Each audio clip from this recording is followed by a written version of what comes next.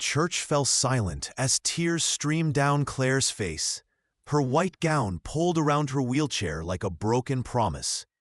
The man who had pledged to love her forever now stood tall above her, his face twisted with cruel resolve. "I can't do this," he announced to the stunned guests. "I can't marry someone like her." The words hung in the air like poison as Claire's world shattered before the altar. Claire had always known life wasn't fair. Orphaned as a small child and confined to a wheelchair since birth, she had fought for every moment of happiness in her 26 years. Finding love had seemed like a miracle, a chance at the family she'd never had. But now, on what should have been the happiest day of her life, that dream was crumbling before her eyes. The wedding guests shifted uncomfortably, whispers rippling through the church. Some faces showed pity, others morbid fascination at the spectacle of her humiliation. Her fiancé Daniel had stepped back from her wheelchair, as though her disability might somehow be contagious. The diamond ring he'd placed on her finger 6 months ago now felt like a shackle, binding her to this moment of ultimate betrayal. "You knew what you were getting into," Claire whispered, her voice breaking. "You said it didn't matter." "I was wrong," Daniel replied coldly. "I thought I could handle it, but I can't spend my life with someone who needs so much." The church door slammed open. A collective gasp swept through the crowd as heavy footsteps echoed down the aisle. All heads turned toward the entrance, where a tall figure stood silhouetted against the bright daylight outside. Even without seeing his face clearly, an unmistakable aura of danger surrounded him. As he stepped forward into the church's dim light, recognition dawned on many faces, followed by fear. Adrian Rossi. The name alone caused people to cross the street in broad daylight. His reputation as the city's most feared mafia boss wasn't just whispered rumor. It was written in blood across the city's underworld. What business could possibly bring such a man to a wedding? Adrian moved with predatory grace down the aisle, his expensive black suit immaculate, his face expressionless.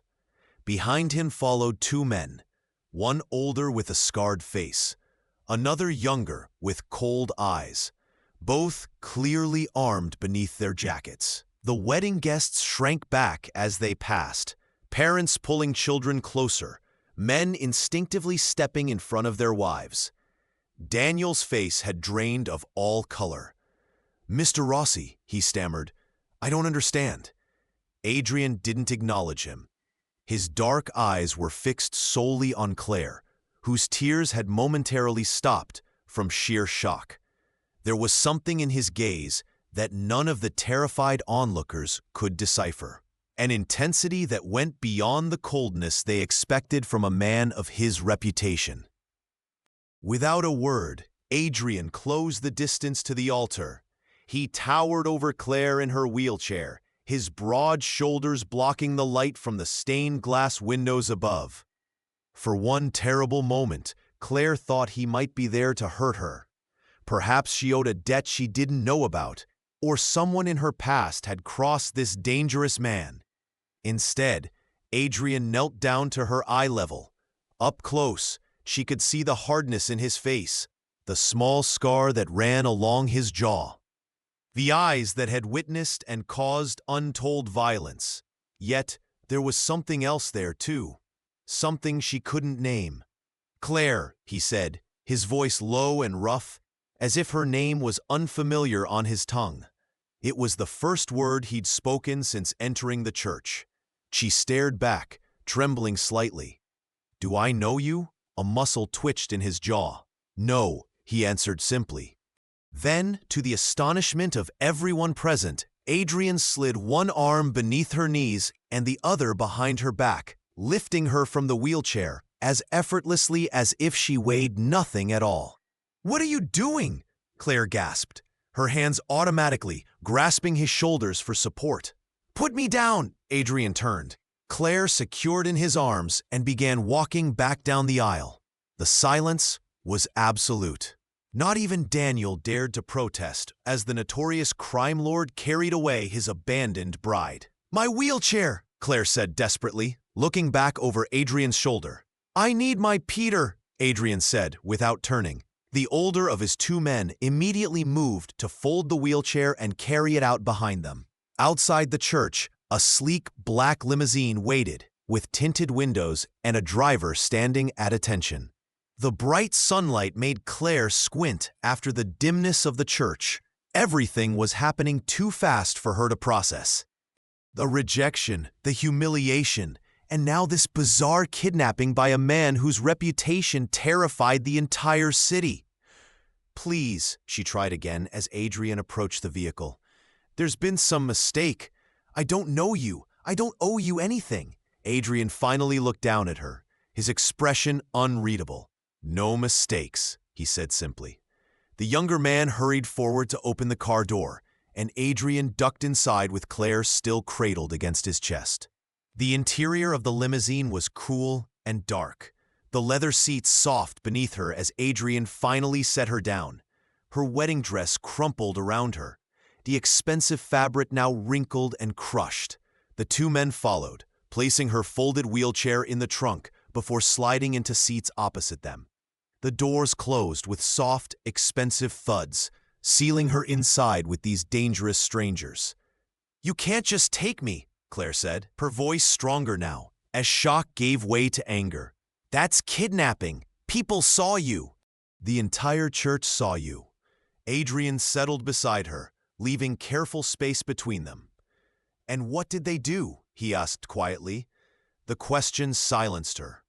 She had seen the faces of the guests, her supposed friends and family. Not one of them had moved to stop this man. Not one had spoken up. They had watched her humiliation and then her abduction with the same passive expressions. "Where are you taking me?" she asked instead, her hands clutching at her dress. "Home," Adrian answered. The limousine pulled away from the curb, leaving behind the church where Claire's dreams had died. She stared out the window, watching the city streets pass by. She should be screaming, fighting, begging for help from passers-by. Instead, a strange numbness had settled over her. Perhaps she was in shock. Or perhaps, in some twisted way, any fate seemed better than returning to the empty apartment shed shared with Daniel, surrounded by wedding gifts that would need to be returned and a life that had just crumbled to dust. As the limousine navigated through the city, an uncomfortable silence filled the vehicle. The older man, Peter, watched her with calculated indifference, while the younger one stared out the window, his hand never far from the bulge of what Claire assumed was a gun beneath his jacket. Adrian himself seemed content with silence, his large hands resting on his knees, his profile sharp against the passing scenery. "You called me by name," Claire said finally. "How do you know who I am?" Adrian turned to look at her, his eyes dark and unreadable. "I make it my business to know many things. That's not an answer." The corner of his mouth twitched, not quite a smile, but something that momentarily softened his harsh features. "You're brave. Good. You'll need that." Fear crawled back up Claire's spine. "Needed for what? What do you want from me?" Adrian didn't respond. Instead, he reached into his jacket pocket, causing Claire to flinch involuntarily, and withdrew a handkerchief, offering it to her silently. Only then did she realize tears were still streaming down her face, makeup surely ruined, her carefully styled hair coming loose from its pins. She took the handkerchief reluctantly.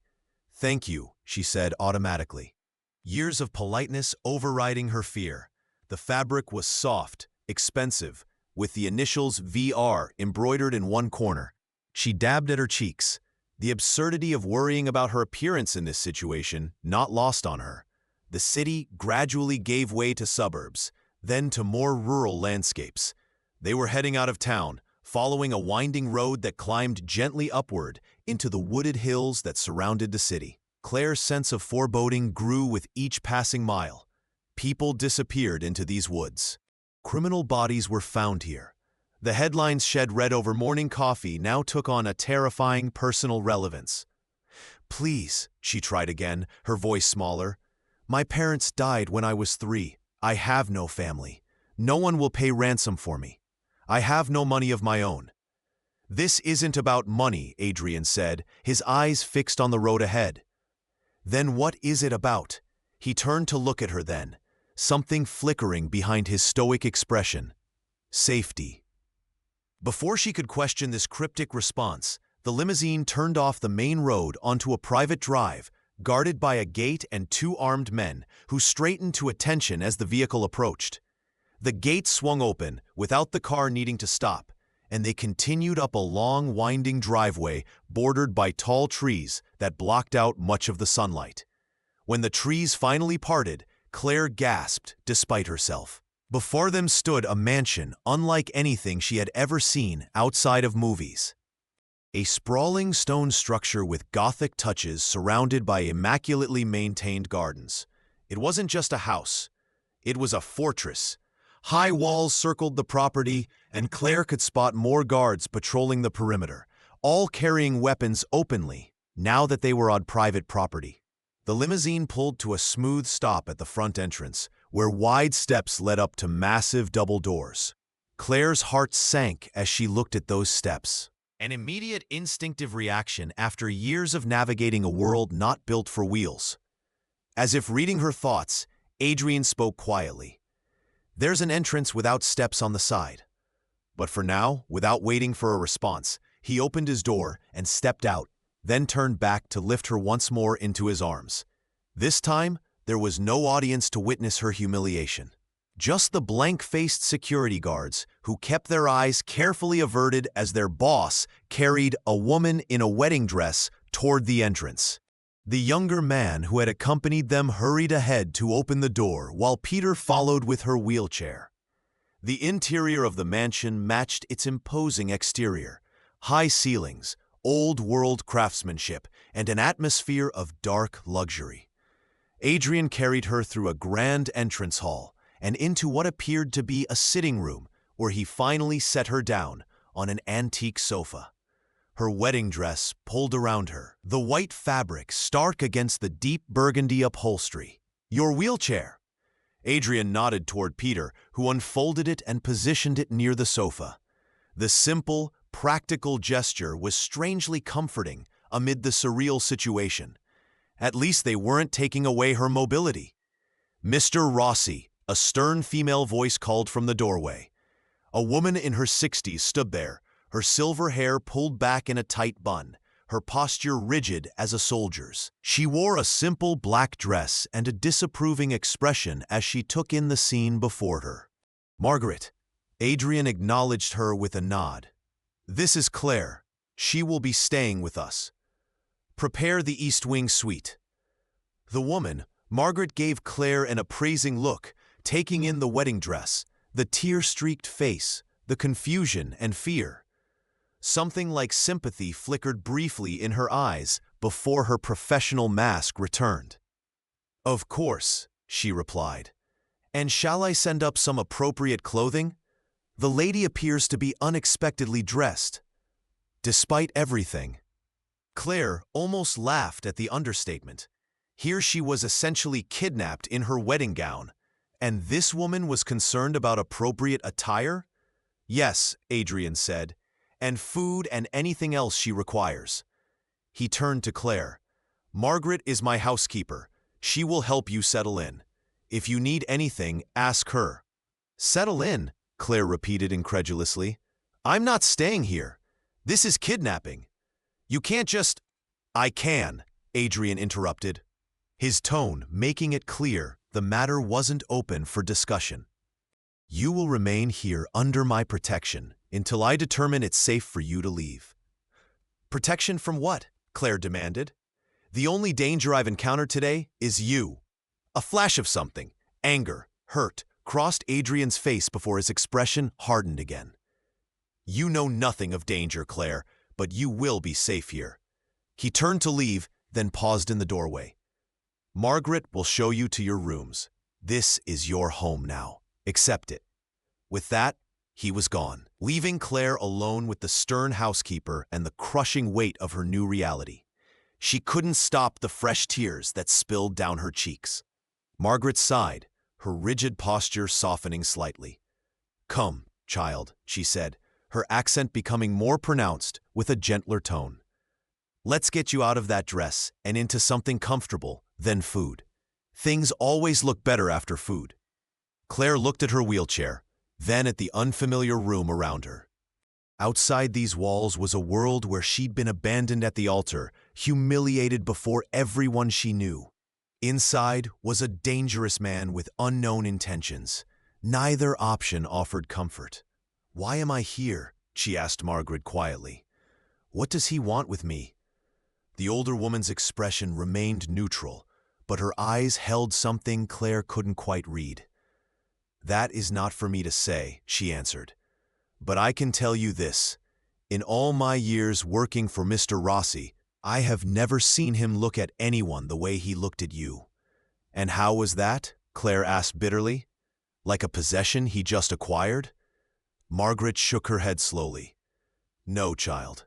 Like a treasure he feared he'd lost forever."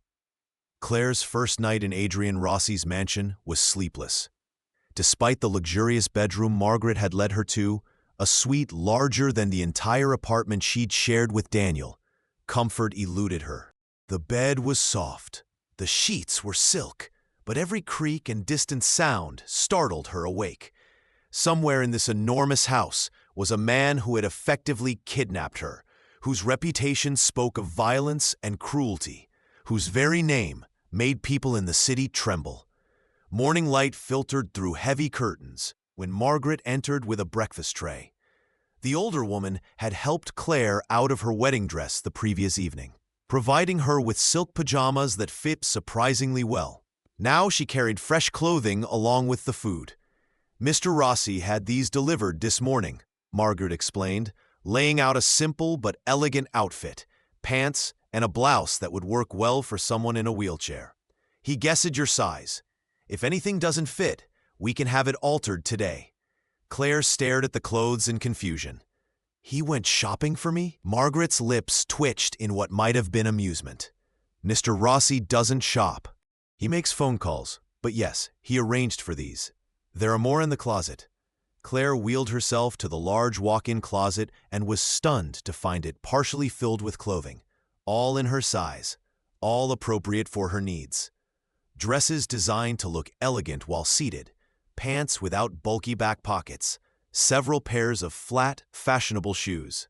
It was the kind of thoughtful, accessible wardrobe she'd always wished she could afford. "How did he know?" she whispered. Margaret, arranging the breakfast tray on a small table, merely shrugged. "Mr. Rossi notices things others don't. Eat your breakfast before it gets cold." The food was delicious. Fresh fruit, pastries still warm from the oven, coffee brewed exactly as she preferred it. Despite her situation, Claire found herself hungry after the emotional trauma of the previous day. As she ate, she gazed out the window at the extensive grounds. The mansion was even larger than it had appeared upon arrival, surrounded by gardens that gave way to dense forest. In the distance, she could see guards patrolling the perimeter. "Is he keeping me prisoner?" she asked Margaret, who was tidying the already immaculate room. The housekeeper paused. "The security isn't to keep you in, child. It's to keep others out." "Others? Who?" Margaret's expression closed off. "Mr. Rossi has enemies. Many enemies. And why should I be concerned about his enemies?" "Because now they are your enemies, too," Margaret answered simply. She moved toward the door. "When you're ready, I'll show you around. This will be easier if you don't think of yourself as a prisoner." "What should I think of myself as, then?" Claire asked bitterly. Margaret considered this for a moment. A guest under protection. Left alone, Claire dressed in the new clothes, which fit perfectly.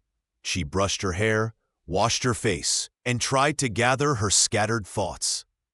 She needed to think clearly. Escape seemed impossible.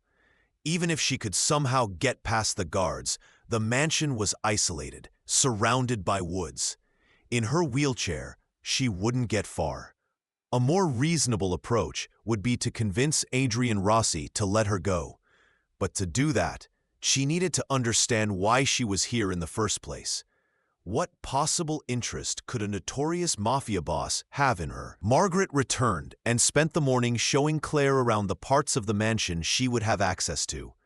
It was like touring a small museum, rooms filled with art and antiques, a library with books from floor to ceiling, a conservatory with exotic plants. The housekeeper pointed out which entrances had ramps alongside their steps, which hallways were widest, which rooms had been subtly modified to accommodate her wheelchair. Again, Claire was struck by the level of thought that had gone into preparing for her arrival. "How long has he been planning this?" she asked Margaret as they entered a solarium filled with morning light where a table was set for lunch. "Planning what, child?" "Bringing me here. These accommodations, they weren't made overnight." Margaret's expression revealed nothing. "Mr. Rossi has owned this house for many years. The accommodations, as you call them, have always been here." Before Claire could question this further, the solarium doors opened and Adrian himself entered. He looked different in daylight, no less dangerous, but somehow more human. He wore a simple white shirt with the sleeves rolled up, revealing muscular forearms marked with a few small scars.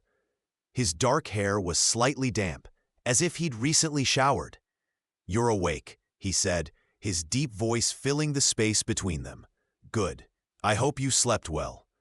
The absurdity of this polite inquiry, after essentially kidnapping her, broke something in Claire.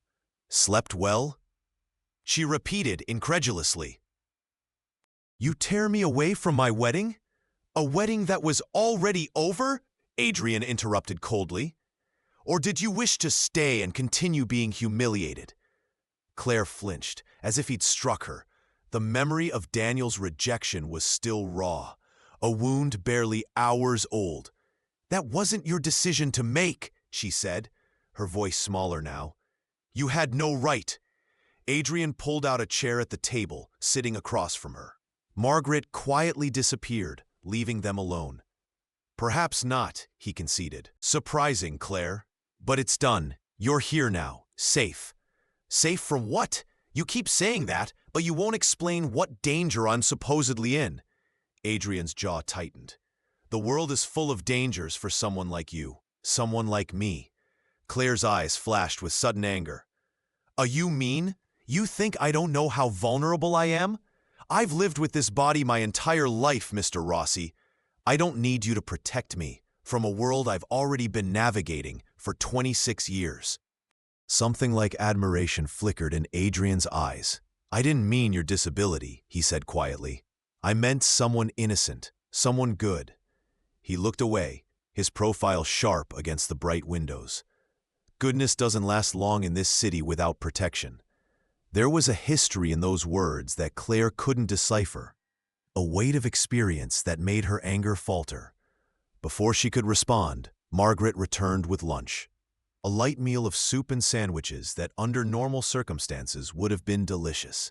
They ate in an uncomfortable silence, Adrian occasionally glancing at her as if checking that she was actually eating. The domesticity of the scene was surreal, sharing a meal with a man whose reputation suggested he'd probably killed people with the same hands, now carefully holding a soup spoon. "The clothes fit well," he observed finally. "Is there anything else you need?" Claire set down her spoon. "I need to know why I'm here. Real answers, not cryptic comments about safety and protection." Adrian studied her for a long moment, his dark eyes unreadable. "You're here because you have nowhere else to go," he said finally.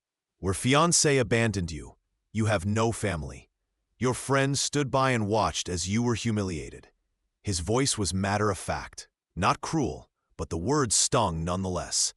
"Here you have safety, comfort, anything you could want, except freedom." Claire pointed out. "Freedom to do what? Return to an empty apartment, face the pity and whispers?" He leaned forward slightly. "Stay. Give it time. When things settle, we can discuss your future." It wasn't really a request, and they both knew it. Adrian Rossi wasn't a man accustomed to being refused. Still, something in his tone wasn't as harsh as his words. There was an underlying note that sounded almost like pleading. 1 week, Claire said suddenly, surprising herself as much as him. I'll stay 1 week without trying to leave or call the police, but you have to be honest with me. No more vague answers. Adrian's eyebrows rose slightly, clearly not expecting negotiation. After a moment, he nodded. 1 week, but some questions I cannot answer, not yet. It was a strange concession from a man who could simply force her to stay indefinitely. Claire didn't understand his willingness to compromise, but she seized the opportunity. First question, how do you know me? We've never met, but you knew my name at the church. A muscle in Adrian's jaw twitched. I make it my business to know many things about this city and its people. That's not an answer, Claire pressed. Why me specifically? I'm nobody important. Adrian's expression softened almost imperceptibly. You are important, he said quietly. Before she could question this, he stood abruptly. I have business to attend to. Margaret will see to anything you need. The house and grounds are yours to explore, except for the West Wing. That area is private. The Bluebeard-like restrictions sent a chill down Claire's spine. What's in the West Wing? My offices. Business matters. His tone made it clear the subject was closed. Dinner is at 7. I would appreciate your company if you feel up to it. With that, he was gone, leaving Claire with more questions than answers, and the strange feeling that beneath his controlled exterior, Adrian Rossi was a man at war with himself. The remainder of the day passed slowly as Claire explored the mansion, partly out of curiosity and partly looking for clues to understand her situation. The place was immense, with corridors that seemed to wind back on themselves in rooms whose purposes she couldn't always determine. Despite Adrian's warning, she found herself drawn to the forbidden West Wing, rolling her wheelchair quietly down the hallway that led to that section of the house. She wasn't planning to actually enter, just to see what was so private that it warranted a specific prohibition. As she approached the heavy double doors that presumably led to the restricted area, voices made her pause. Men's voices, speaking in low, urgent tones. One was unmistakably Victor's. The other belonged to Peter, the scarred man who had accompanied them from the church. Cannot afford to be distracted right now, Peter was saying. The Moretti family is making moves on the south side. They think you've gone soft. Let them think what they want, Adrian replied, his voice hard. It will make their surprise all the greater when I crush them. And the girl, what were you thinking, Vita? Bringing her here into the heart of our operation? If they discover who she is to you, enough. Adrian's voice was sharp as a blade. She stays. She's safer here than anywhere else. The matter is not open for discussion. You risk everything for her, Peter said, his tone softening slightly. At least tell her the truth. She's not ready, Adrian answered, something like pain coloring his words. She doesn't remember. And when she does, there was a pause. She'll hate me for what I've become. Claire's heart pounded so loudly. She was sure they must hear it through the door. Remember? Remember what? She had never met Adrian Rossi before yesterday. She would certainly remember encountering such a man. Yet he spoke as if they shared a history, as if she had forgotten something crucial about him. The sound of footsteps approaching the door startled her into action. She turned her wheelchair as quietly as possible and hurried back down the hallway, turning the corner just as she heard the door open behind her. Her mind raced with questions as she navigated back to safer territory. In her confusion, she took a wrong turn and found herself in a part of the house she hadn't explored with Margaret. The hallway was lined with photographs, not the expensive art that decorated the main rooms, but personal photographs in simple frames. Curious, Claire wheeled closer to examine them. Her breath caught in her throat. There, in a slightly faded photograph, was a group of children standing in front of a grimly-looking building. It took her a moment to recognize it.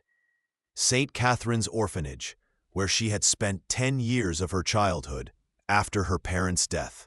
She knew that building intimately, its cold stone steps that had made her dependent on caretakers to carry her up and down.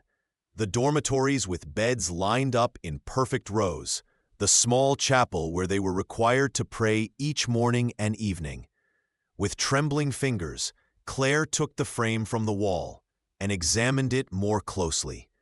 The children were arranged in a formal line, their faces solemn as children in such places often were. In the back row stood a skinny boy of perhaps 12, dark-haired and serious-eyed, his hand resting protectively on the shoulder of a much smaller child in front of him, a little girl in a wheelchair. Claire stared at the image of her younger self, maybe 6 years old, her hair in neat braids, her legs already withered from the condition she'd been born with. And the boy behind her, Adrian, she whispered in shock, finally seeing what she should have recognized immediately. Those same intense eyes, that same strong jawline, those softer in youth, the protective stance behind her wheelchair, it was all there. Frantically, she examined the other photographs on the wall. There were more from the orphanage. The children in the dining hall, in the courtyard, in class. In every group photo, the same pattern emerged. Young Adrian positioned near young Claire, always within reaching distance, often with that protective hand on her wheelchair or shoulder. Then there were photos that stirred deeper memories. Claire and Adrian sitting beneath a tree in the orphanage courtyard, him reading to her from a book. The two of them at what appeared to be a Christmas celebration. Claire beaming at a small wrapped gift in her lap. Adrian pushing her wheelchair through the snow, both of them bundled in scarves. The final photograph stopped her cold. Claire, perhaps 10 years old, asleep in her wheelchair, and beside her, the teenage Adrian, no longer skinny but beginning to show the strength he would later possess, looking at her with an expression of such tender concern that it made adult Claire's eyes fill with tears. How had she forgotten him? This boy who had clearly been her protector, her friend, perhaps her only ally in that cold, institutional childhood. She searched her memory desperately, trying to recall the dark-eyed boy who had stood behind her in those photographs. Fragments came back to her, a voice reading stories when she was afraid at night, strong arms lifting her when caretakers couldn't be bothered, a fierce presence that kept the other children from teasing her. But the face remained blurry in her memory, as if hidden behind frosted glass. "You weren't supposed to find these." Adrian's voice came from behind her, causing her to nearly drop the frame she was holding. She turned her wheelchair to face him, the photograph still clutched in her hands. "Why did you hide this from me? We knew each other at St. Catherine's." "You were?" She struggled to find the words. "You protected me." Adrian's face was uncharacteristically vulnerable as he looked at the photograph she held. "Yes," he said simply, "but I don't remember you. Not clearly. How is that possible? These pictures." She gestured at the wall of photographs. "We spent years together." He moved closer, carefully, taking the frame from her hands and returning it to its place on the wall. "They gave you medication at the orphanage. For pain, they said, but it affected your memory, made the edges blur. And later, it was better that you forget me." Better? How could it be better to forget someone who obviously cared for me? Claire's voice rose with confusion and hurt. "Why didn't you tell me when you saw me at the church? Why this charade of being strangers?" Adrian's expression hardened, the vulnerability vanishing behind his customary mask. "Because we are strangers now.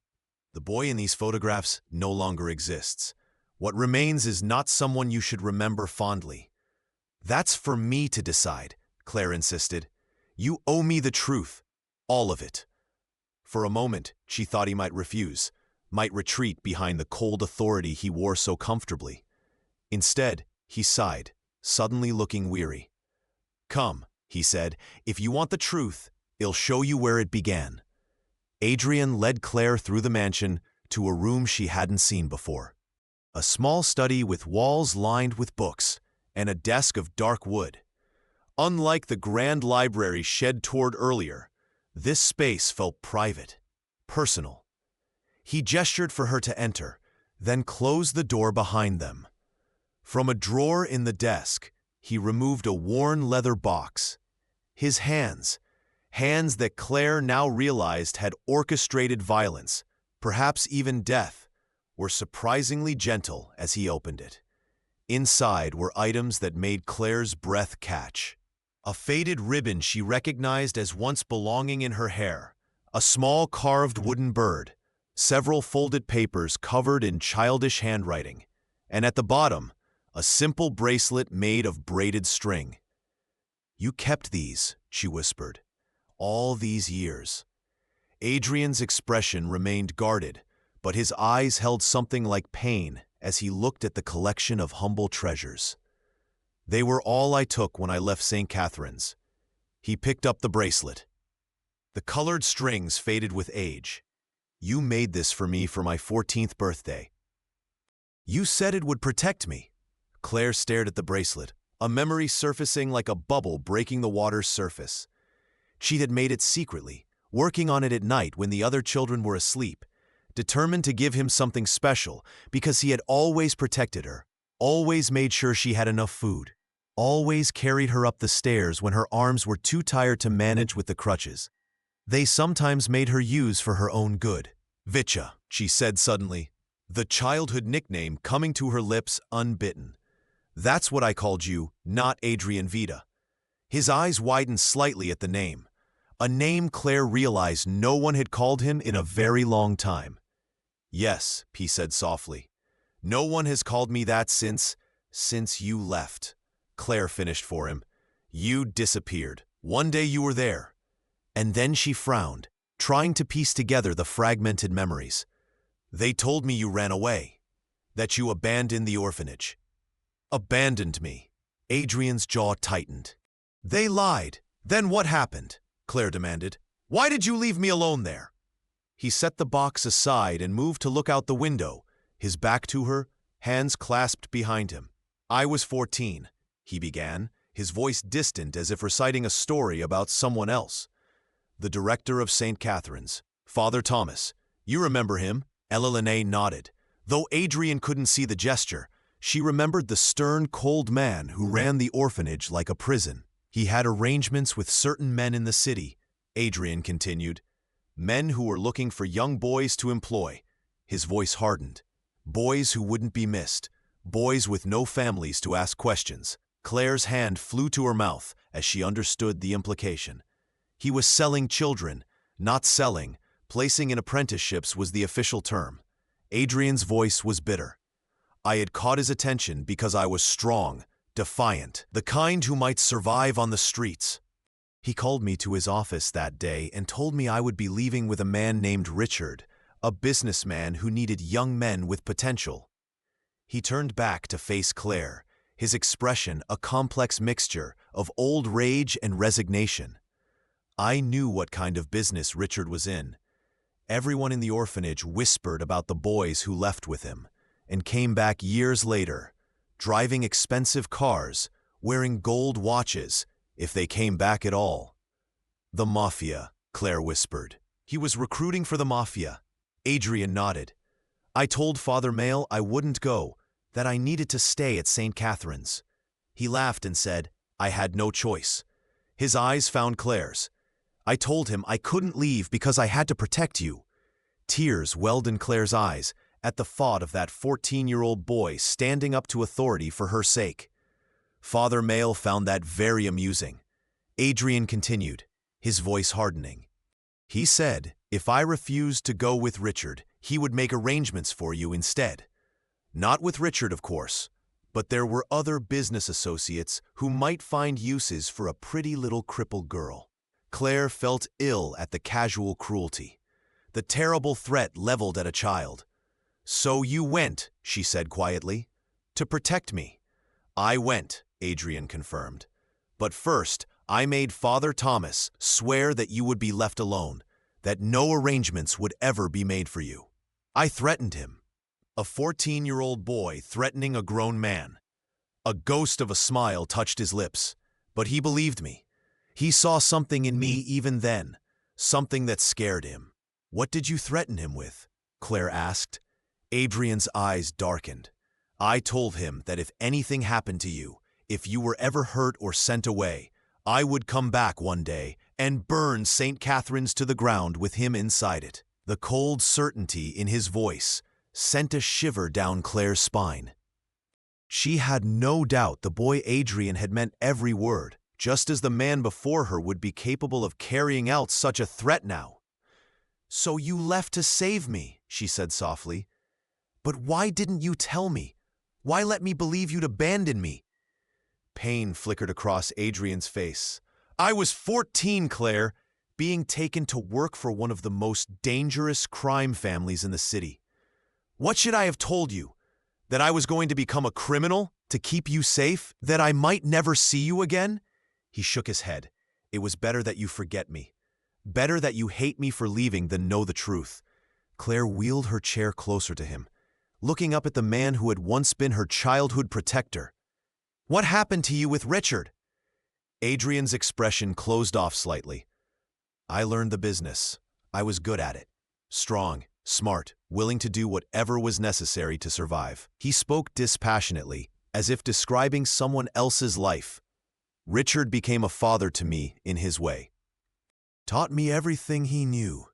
And when he was killed 7 years ago, I took over his territory and built it into something bigger," Claire said. The notorious reputation of Adrian Rossi making more sense now. "You became the most feared man in the city. Fear keeps you alive in my world," Adrian said simply. Then more softly, "I kept track of you, made sure you were safe, that you had opportunities when you left St. Catherine's at 18.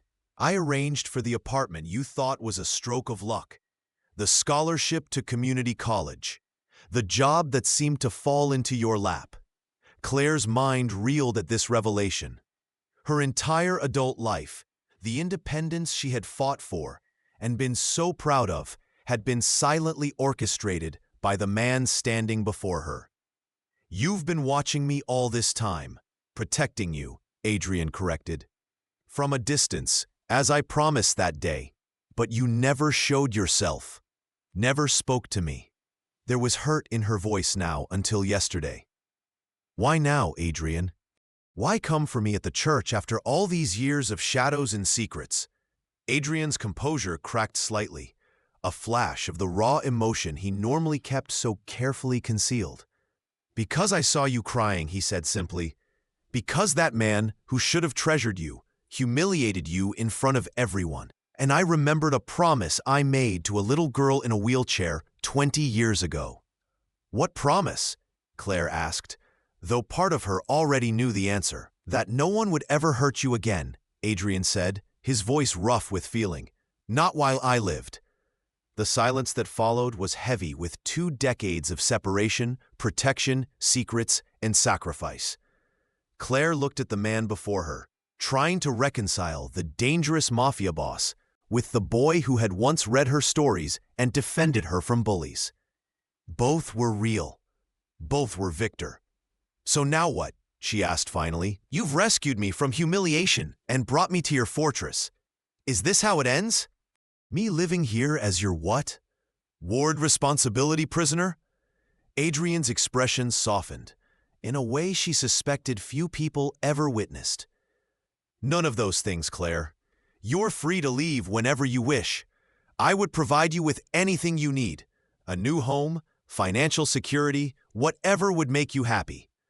My protection would continue, but from a distance, as before." "Then why bring me here at all?" Ella pressed. "Why not simply help me leave the church and set me up somewhere new?"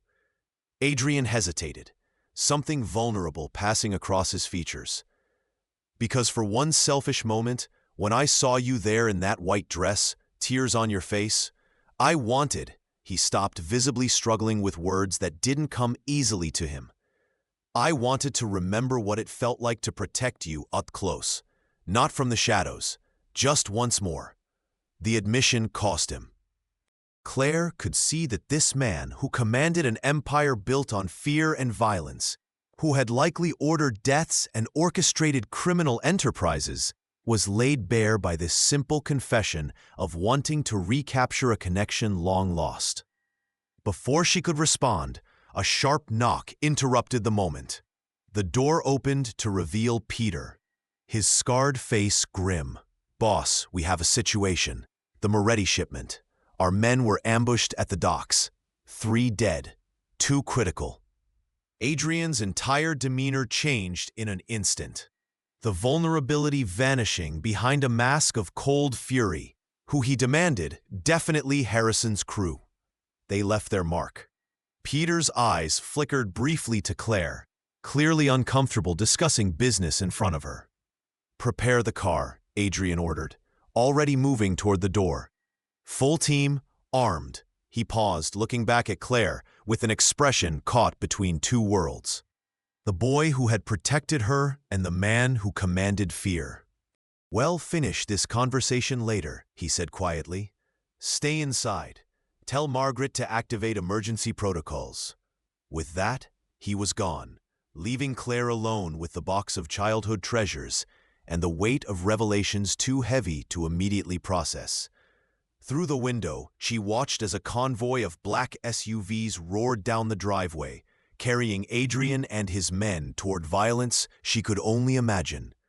Margaret appeared minutes later, her usual composed demeanor slightly strained. "Come, child," she said, gently urgent. "When there's trouble, we move to the secure rooms."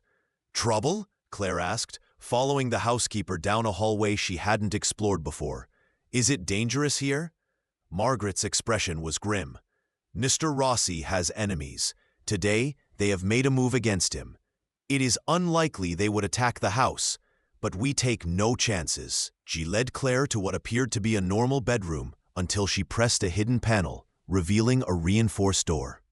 "These rooms are secure, bulletproof glass, reinforced walls, like a fortress within a fortress." Inside was a comfortable sitting area, a bedroom, and a small kitchenette, all designed for extended stays if necessary. Television screens showed security camera feeds from around the property. "How often does this happen?" Claire asked, wheeling herself to the window, which looked out onto the gardens, but was, as Margaret had said, clearly made of thick, bulletproof glass. "Not often," Margaret replied, checking that the secure room was properly stocked. "Mr. Rossi usually prevents threats before they become actions. This attack, it is unusual." Bold, Claire watched the older woman's methodical movements.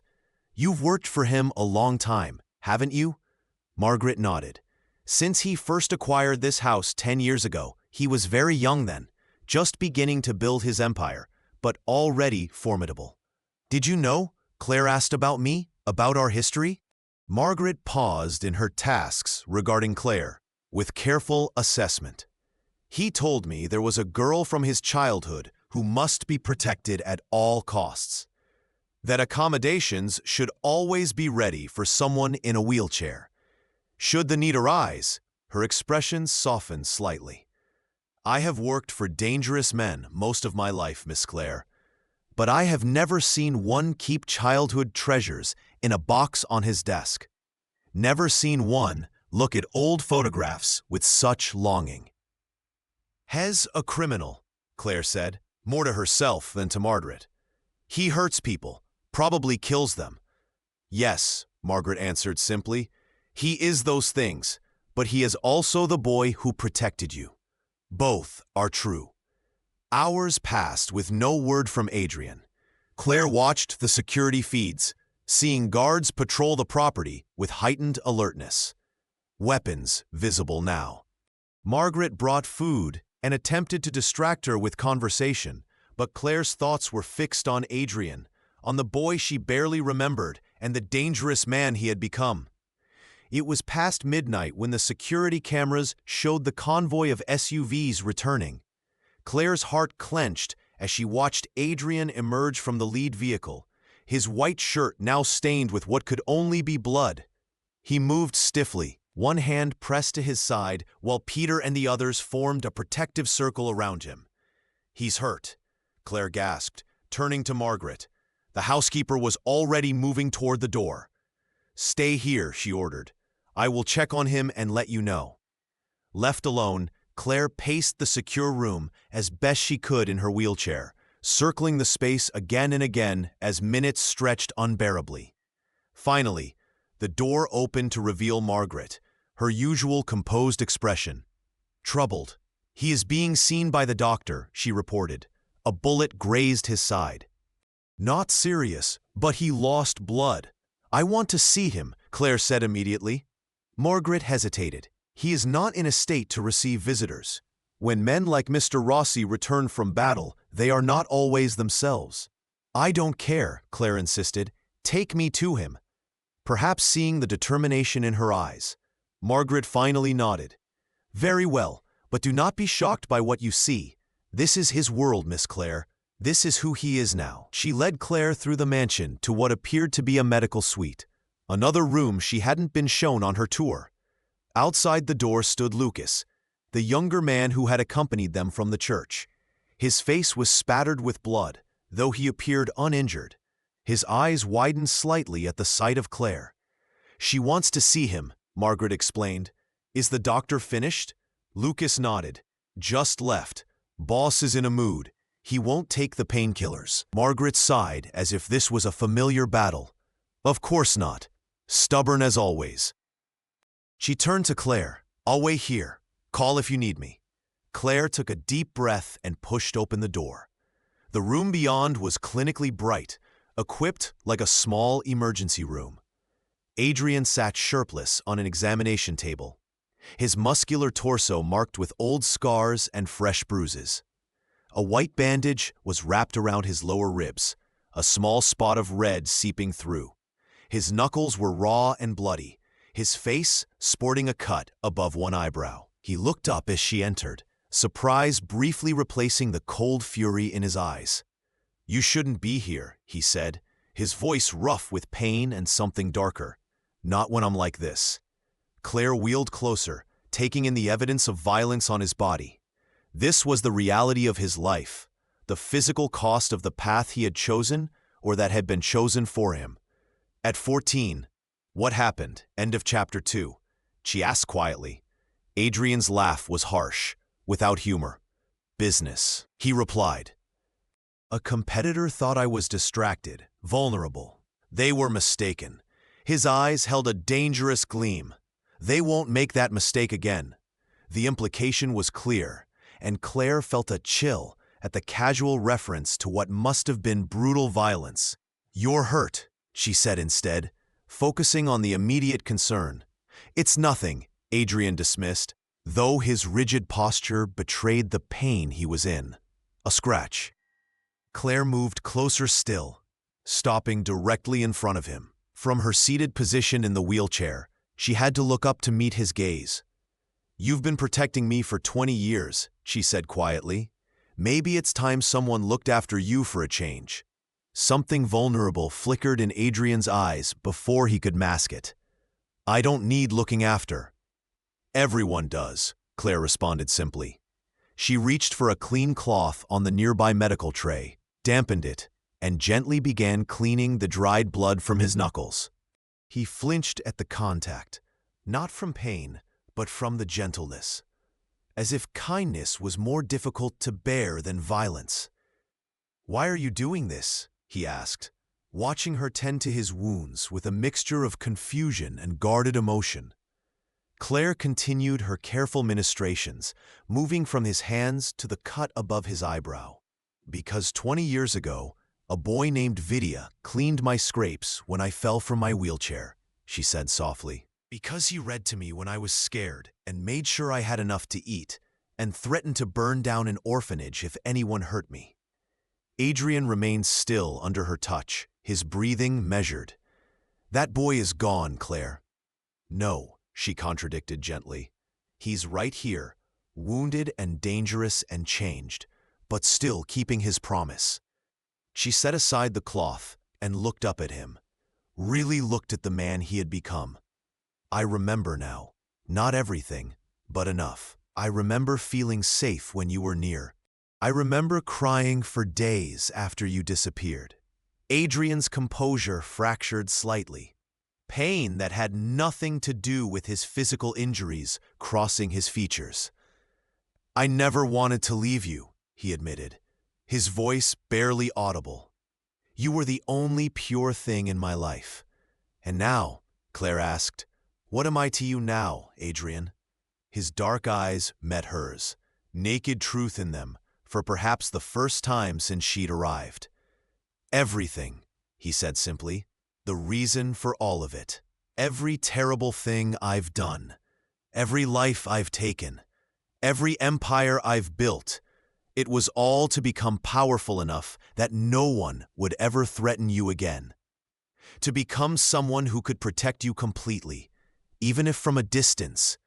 The weight of his confession hung in the air between them. 20 years of violence and power, all circling back to a promise made to a little girl in a wheelchair.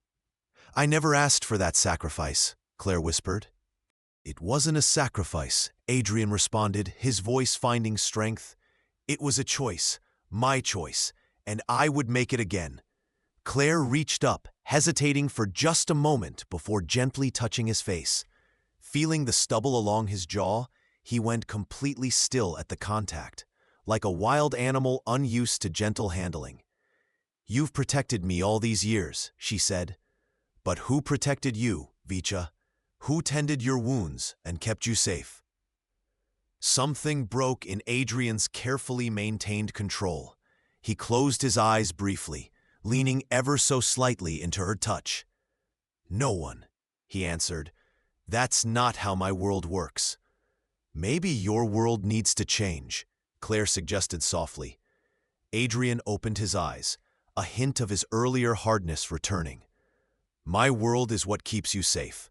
What happened today? This is the reality of the protection I provide. Men died. I killed them. That doesn't change because you remember a boy who read you stories. I know that, Claire said, withdrawing her hand.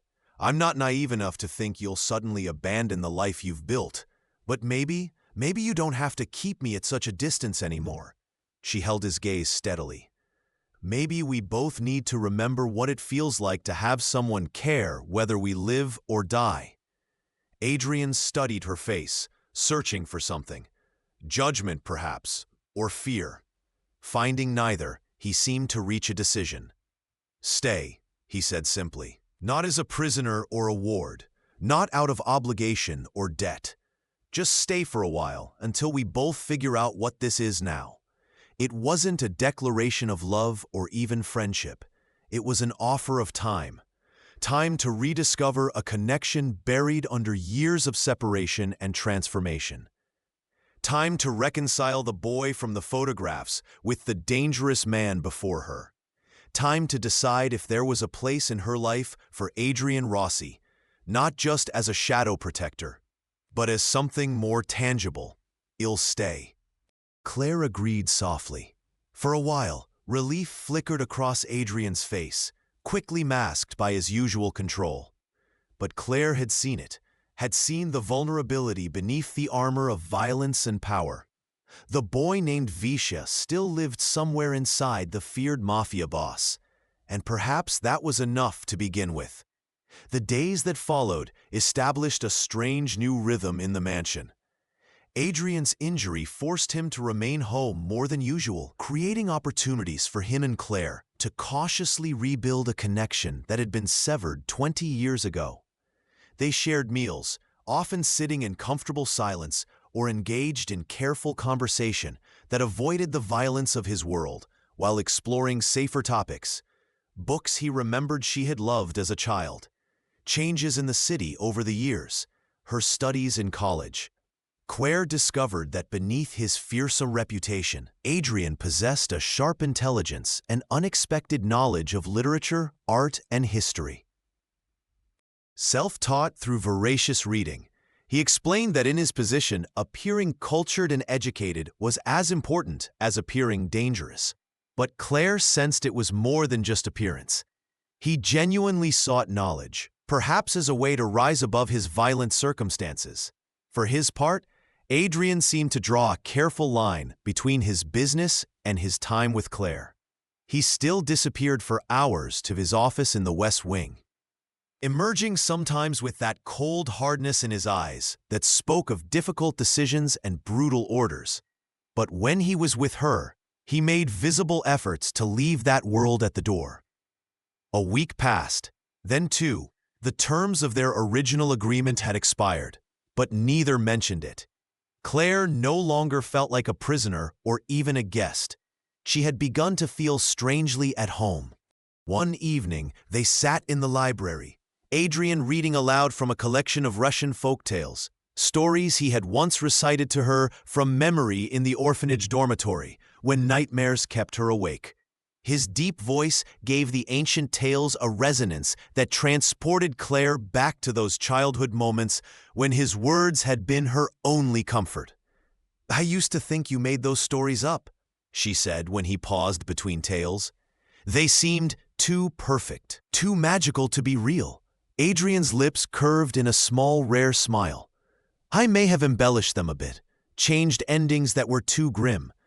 A child who had already seen too much sadness deserved happier stories." Claire studied him in the warm lamplight. The cut above his eyebrow had healed, but the dangerous aura never fully disappeared.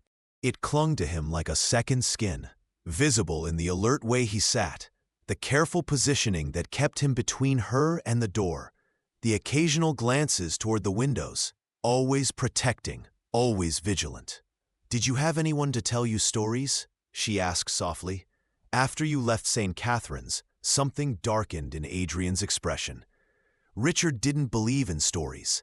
He believed in lessons, hard ones. He closed the book, setting it aside.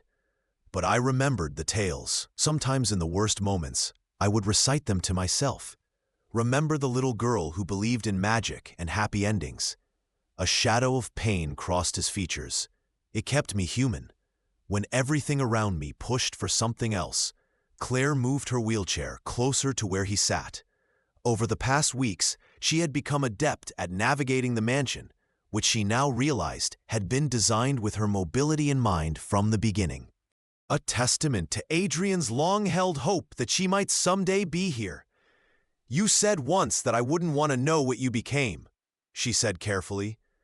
"But I think I do know, Adrian. I've seen enough now.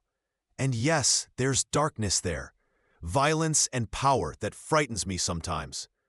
But there's also the boy who protected me, who sacrificed his own innocence for mine, who kept childhood treasures in a box for 20 years.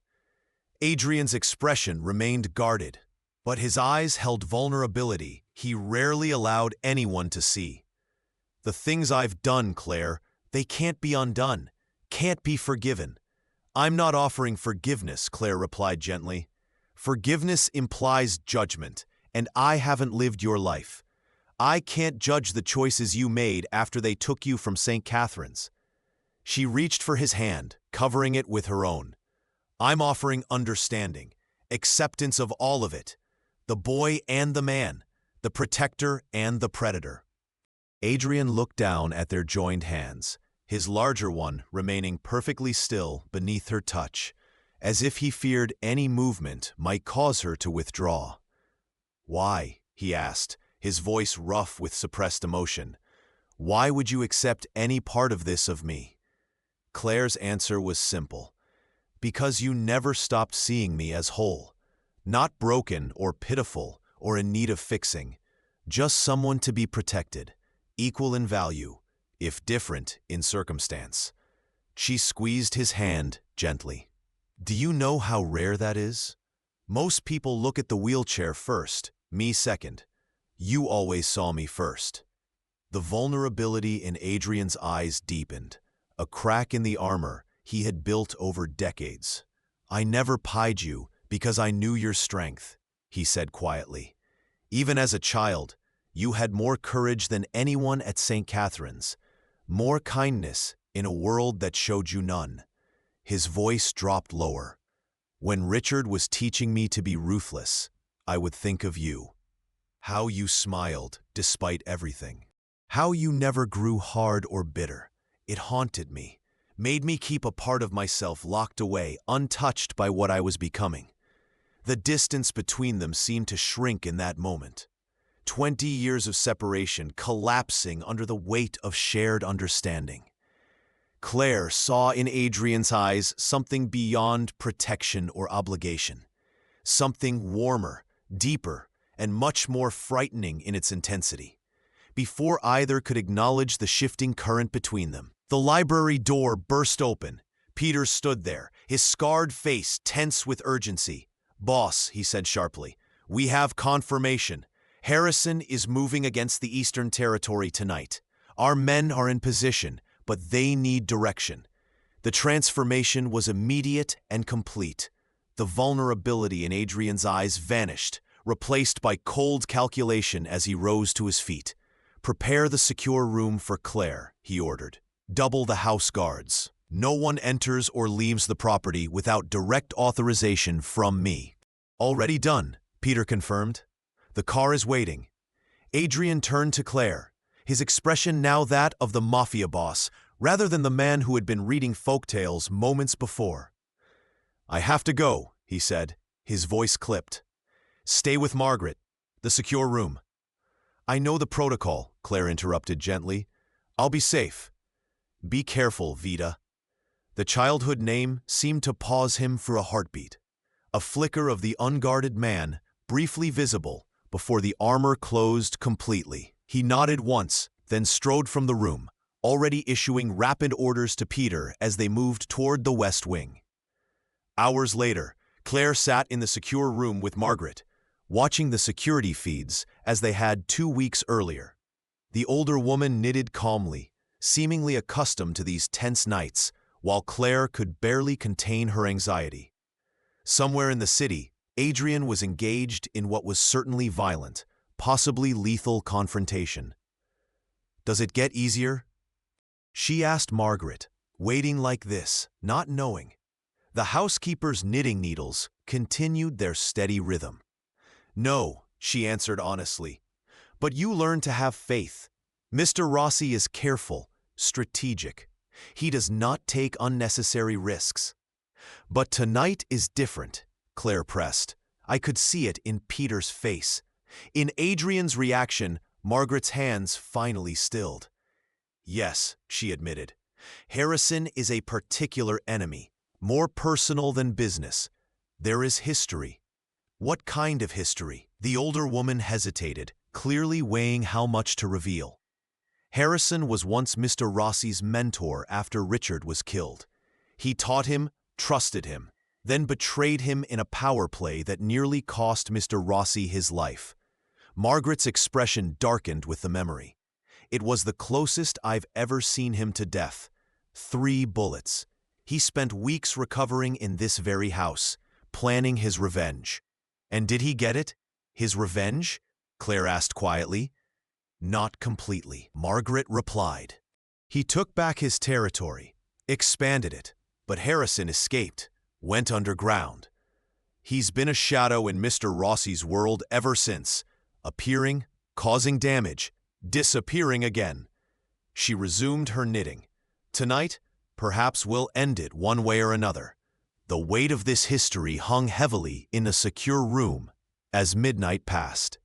Then 1 a.m. With no word from Adrian, Claire tried to distract herself with books, with television. But her thoughts remained fixed on the man who had re-entered her life so dramatically. It was nearly 3 o'clock in the morning when the security feed showed movement at the gates, a single black SUV approaching rapidly. The guards verified its occupants, then waved it through. Claire watched tensely as it sped up the driveway to the mansion's entrance.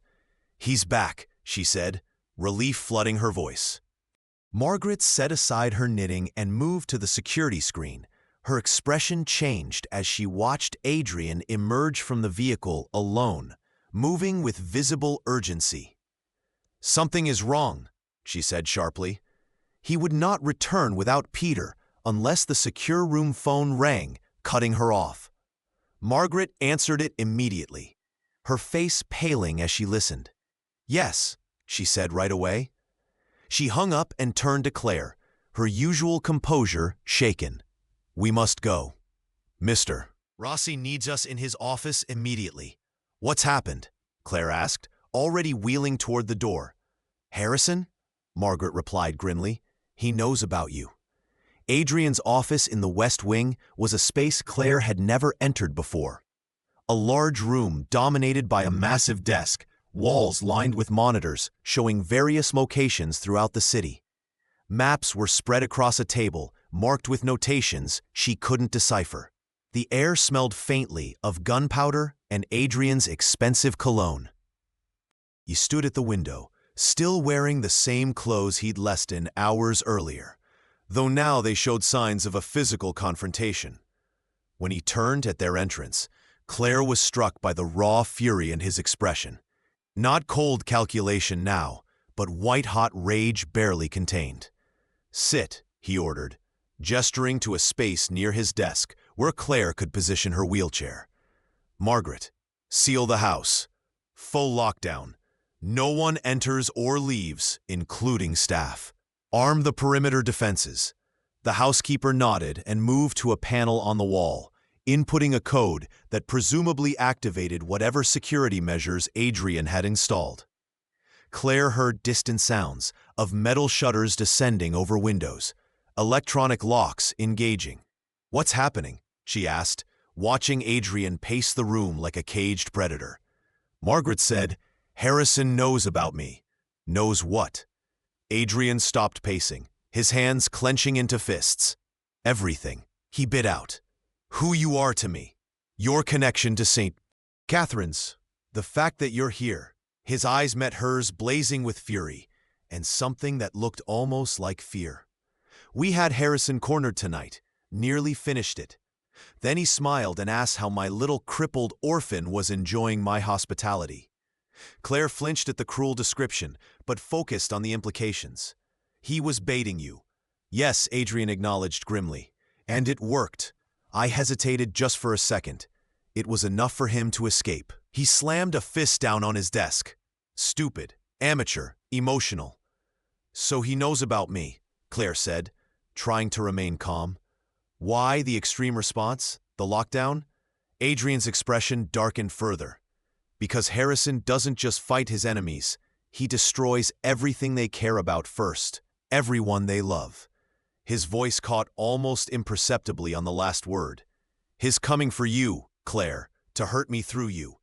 The reality of her situation crashed down with sudden clarity. This wasn't an abstract danger. It was specific, targeted, and deadly.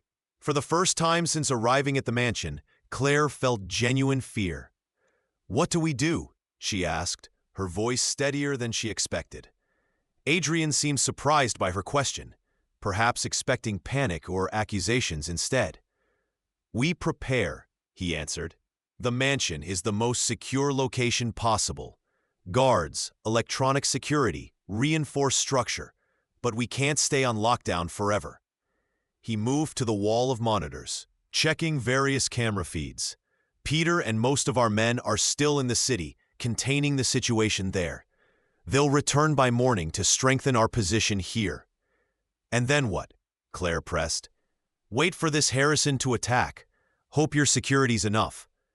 Adrian's expression hardened with resolve. "No, once our position is secure, I go hunting. End this once and for all." "With me as bait," Claire said quietly. His head snapped toward her. "No, never. You remain here, protected no matter what. But hell, expect that." Claire argued. "If he knows you as well as Margaret implied, he'll know you'll lock me away somewhere safe. He'll plan for that." Adrian studied her with newfound assessment. "You're thinking strategically. I'm thinking about survival," Claire corrected. "Mine and yours. I may not know this world, Adrian, but I'm not naive. If this man is as dangerous as you say, then conventional protection might not be enough." A hint of respect flickered in Adrian's eyes. "What are you suggesting?" Claire took a deep breath, gathering her courage. "Use me," she said simply, "not as passive bait, but as an active part of whatever plan you create. He expects you to hide me away. He expects me to be weak, helpless, a little crippled orphan who needs protection. Let's use those expectations against him. Adrian's expression darkened. Absolutely not. I didn't protect you for 20 years to put you directly in danger now. You protected me so I could live, Adrian, Claire said firmly. Not so I could hide. I've spent my entire life proving I'm not defined by this wheelchair. Don't ask me to be a passive victim now. Their eyes locked in silent battle. Adrian's protective fury against Claire's determined resolve. It was Margaret who broke the tense silence. She has a point, Mr. Rossi, the housekeeper said quietly. Harrison will expect conventional protection. He knows how you think. Your instinct to shield rather than involve. Adrian's jaw clenched. This isn't a debate. Claire stays secure, hidden. He moved to the desk, spreading out a map of the property. We'll establish a perimeter here. When Peter returns with the men, we'll have enough firepower to what? Claire interrupted. Start a war on your own property? How many of your men will die for that strategy? She wheeled closer to the desk, forcing Adrian to acknowledge her. I'm not asking to fight, Adrian. I'm asking to be part of the solution instead of being the problem. The muscle in Adrian's jaw twitched as he struggled with conflicting instincts. The strategist who recognized the logic in her argument versus the protector who couldn't bear the thought of putting her at risk. Harrison doesn't know you, he finally said, his voice low and intense. The real you. He sees a weakness to exploit, not a strength to fear. That's his mistake. Claire felt a surge of hope at this partial concession. Then let's use his mistake together. Adrian studied her face for a long moment, seeing determination where he'd expected fear. Finally, he nodded once, a sharp, reluctant gesture. We plan together, he agreed. But your safety remains non-negotiable. If at any point the risk becomes too great, you'll do what you think is necessary to protect me. Claire finished for him, a small smile touching her lips. As you always have, the tension in the room shifted, the dynamic between them recalibrating.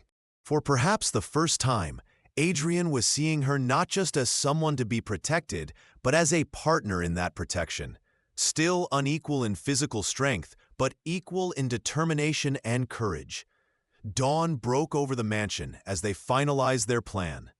Adrian reluctantly incorporating Claire's suggestions while Margaret brought coffee and made her own strategic contributions. By the time Peter returned with the rest of Adrian's men, they had developed a strategy that used Harrison's assumptions against him. A strategy that gave Claire a crucial role while maintaining the protection Adrian insisted upon. For 3 days, the mansion remained on high alert. Claire stayed within its walls, but refused to be confined to the secure room. Instead, moving about the main floor under guard, visible through windows, presenting herself as the vulnerable target Harrison would expect.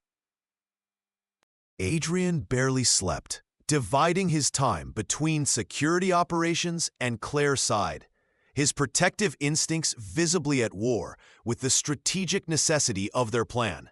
On the third night, as Claire sat reading in the library, positioned as planned near the windows where she would be visible from certain angles outside the property, Adrian joined her. He moved differently when preparing for conflict. She had noticed a contained energy that made him seem larger, more dangerous, even in stillness. Peter spotted Harrison's advance team at the perimeter. He said without preamble, "They're testing our defenses, looking for weaknesses. It begins tonight." Claire closed her book, her heart racing, despite her determination to remain calm. "Then we're ready," she said, projecting more confidence than she felt. Adrian studied her face, his own expression unusually open. "You can still change your mind," he said quietly. "We can move you to the panic room, fly you out of the country. You don't have to be part of this." Claire wheeled closer to him, reaching for his hand. He allowed the contact, his larger hand enveloping hers with careful strength. "I'm already part of this," she replied gently. "Have been since you lifted me from that wheelchair at the church. Maybe since you stood behind me in that orphanage photograph 20 years ago." She squeezed his hand. "We face this together, Vicha." Something powerful moved across Adrian's features, an emotion too complex to name. Born of 20 years of separation and protection, and the strange, intense connection that had reformed between them these past weeks. "If anything happens to you," he began. "It won't," Claire interrupted, "because you won't let it, and neither will I." Adrian raised their joined hands, pressing his lips briefly to her knuckles in a gesture that seemed to surprise them both. "When this is over," he said, his voice rough with suppressed emotion, "we need to talk about this, us, whatever this is becoming." Before Claire could respond, Peter appeared in the doorway, his expression grim. "Movement at the eastern perimeter," he reported. "They've disabled the first layer of security." Silently, professionally, Adrian released Claire's hand, his demeanor shifting instantly to that of a commander. "Begin Phase 1, he ordered. "Claire, remain here as planned. 2 guards outside the door. Communication open at all times." He turned to her, his face now the mask of the Mafia boss. "Remember?" "I remember." She assured him, "I know what to do." With a final nod, Adrian left with Peter, moving toward what would certainly be violence.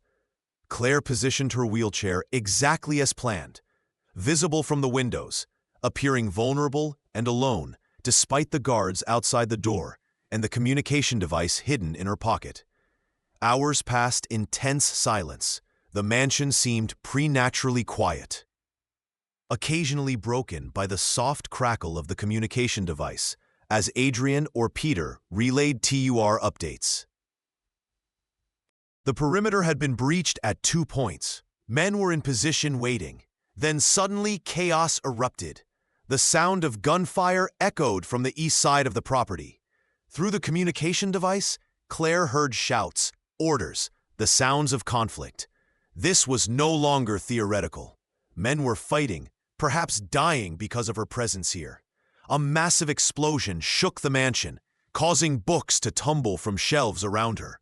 The lights flickered, then stabilized. Through the device, she heard Adrian cursing.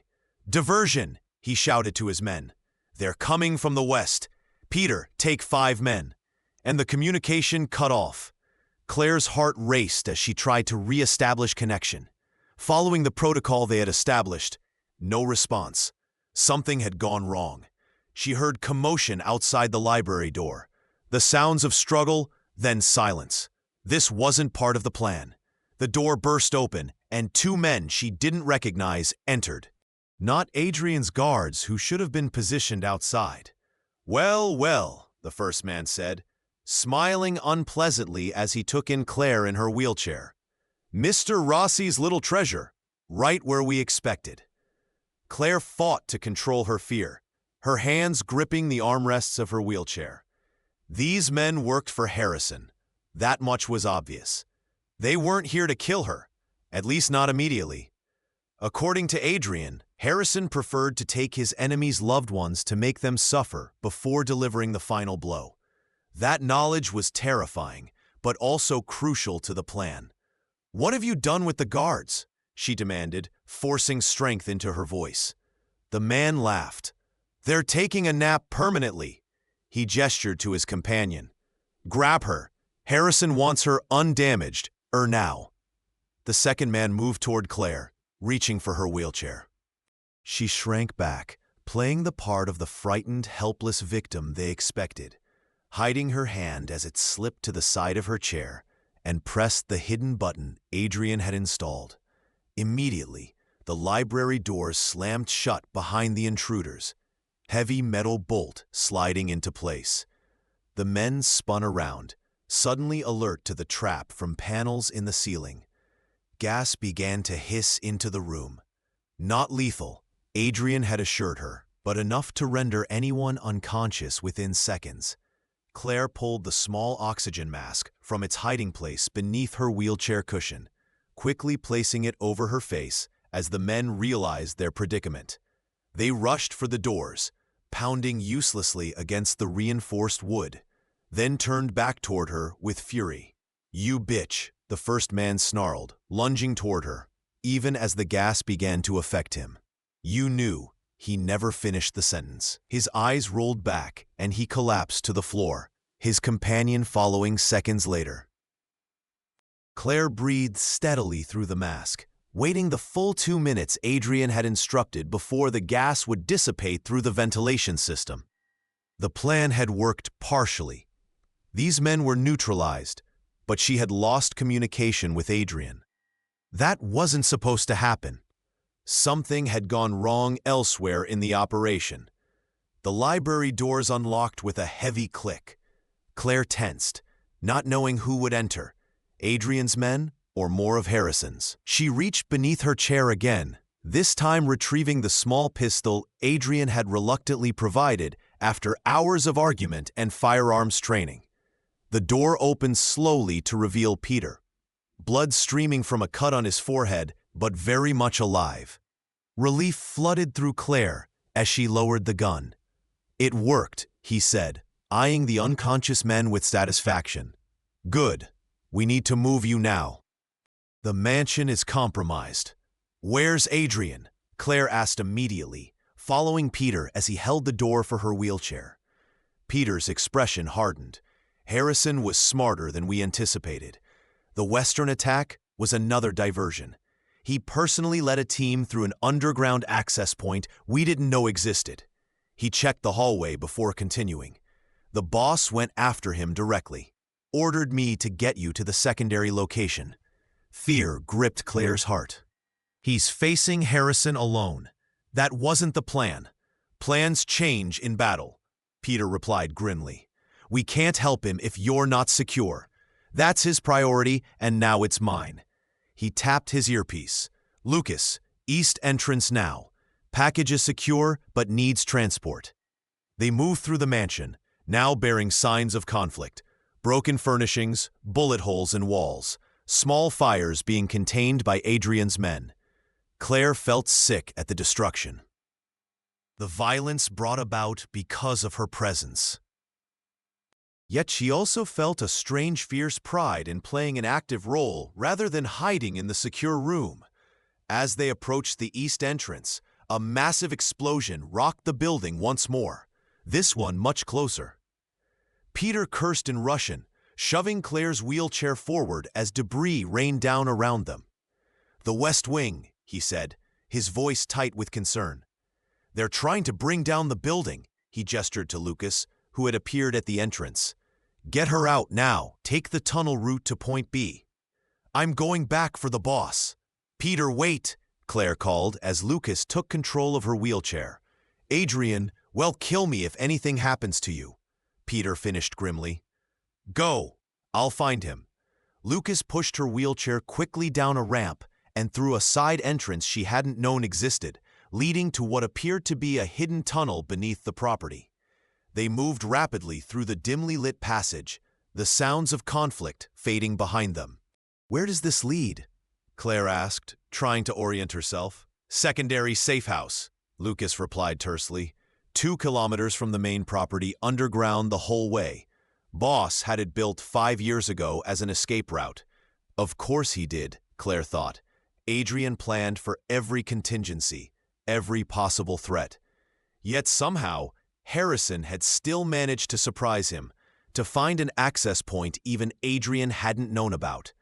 The thought chilled her. They emerged from the tunnel into what appeared to be a small but well-equipped bunker, a fraction of the size of the mansion, but secure and stocked with supplies. Lucas immediately moved to lock down the entrance and check the perimeter security. "Now we wait," he explained, setting up surveillance monitors.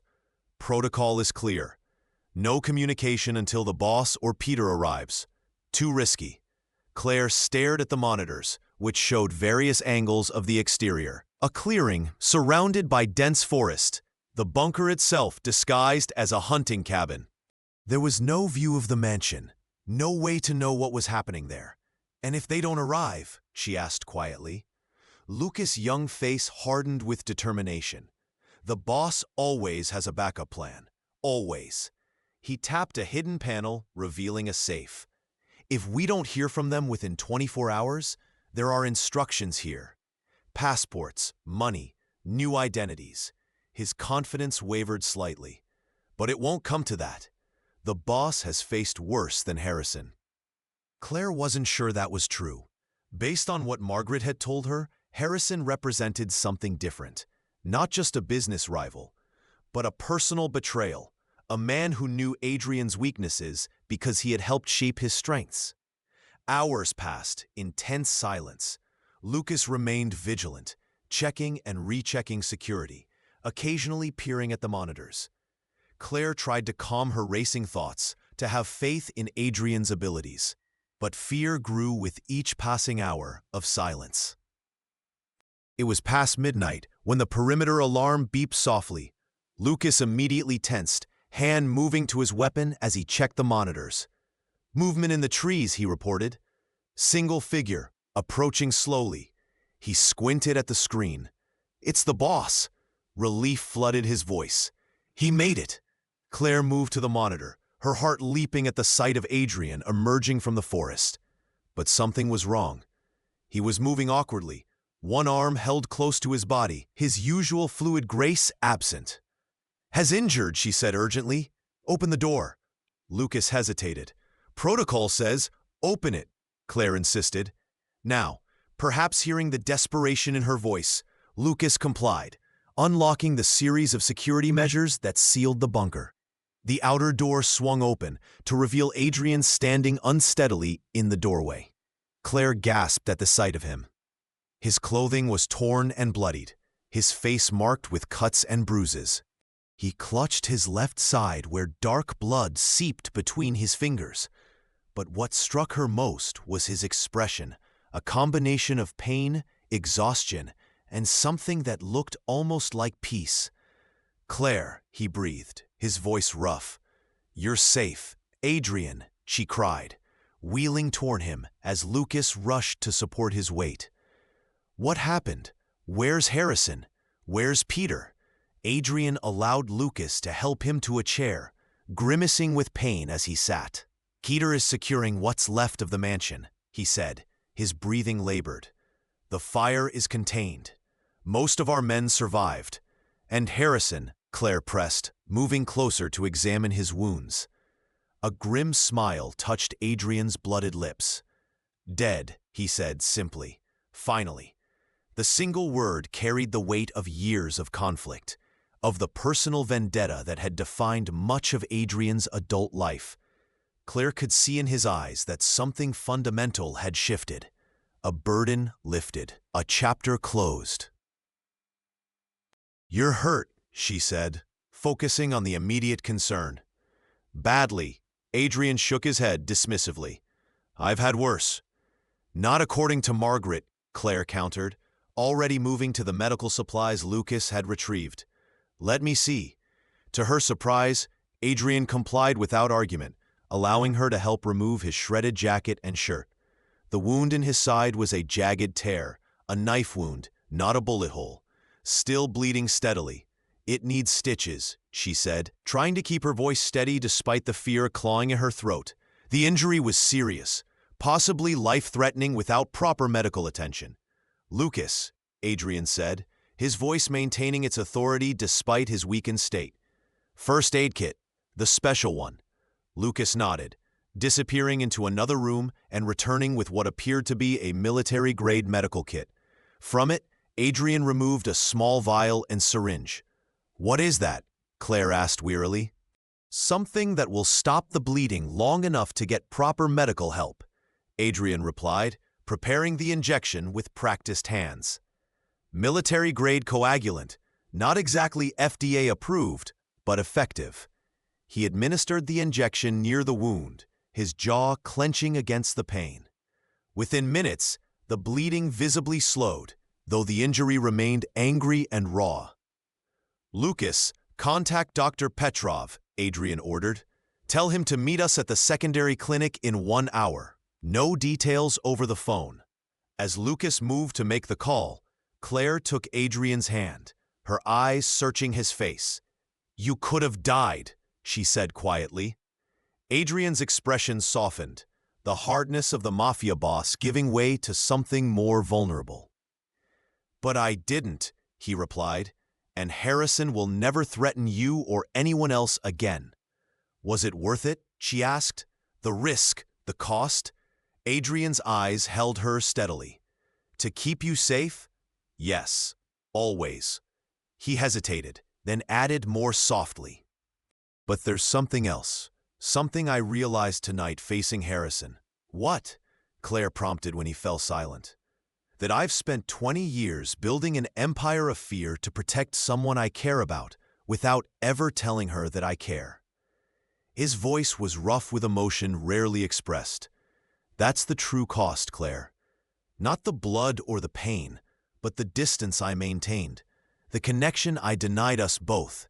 The words hung between them, a confession more significant than any declaration of love. Because in Adrian's world, caring was more dangerous than loving. Caring made you vulnerable. Caring gave your enemies leverage. And yet here he was, admitting it openly. The final wall between them, crumbling like the mansion walls under Harrison's explosives. Claire tightened her grip on his hand, her own eyes filling with tears. "I care about you too, Vieta," she said softly. "The boy who protected me, and the man who still does. All of you.